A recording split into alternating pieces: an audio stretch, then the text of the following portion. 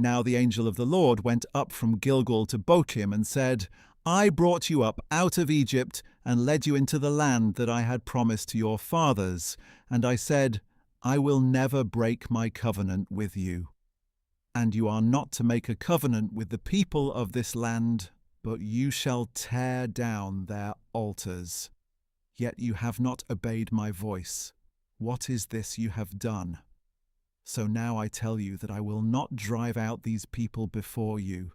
They will be thorns in your sides, and their gods will be a snare to you.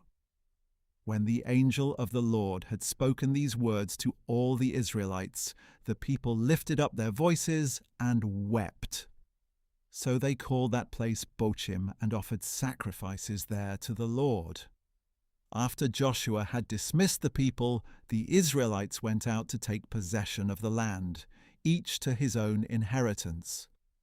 And the people served the Lord throughout the days of Joshua and of the elders who outlived him, who had seen all the great works that the Lord had done for Israel.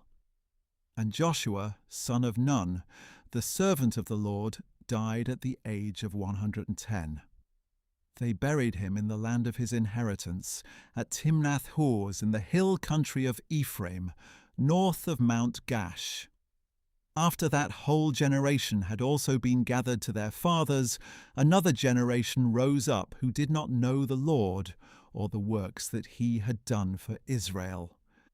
And the Israelites did evil in the sight of the Lord, and served the Baals. Thus they forsook the Lord, the God of their fathers, who had brought them out of the land of Egypt, and they followed after various gods of the peoples around them. They bowed down to them and provoked the Lord to anger. For they forsook him and served Baal and the Ashtoreths. Then the anger of the Lord burned against Israel, and he delivered them into the hands of those who plundered them. He sold them into the hands of their enemies all around, whom they were no longer able to resist. Wherever Israel marched out, the hand of the Lord was against them to bring calamity, just as he had sworn to them. So they were greatly distressed. Then the Lord raised up judges who saved them from the hands of those who plundered them. Israel, however, did not listen to their judges. Instead, they prostituted themselves with other gods and bowed down to them.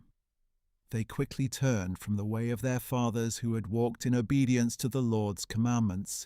They did not do as their fathers had done.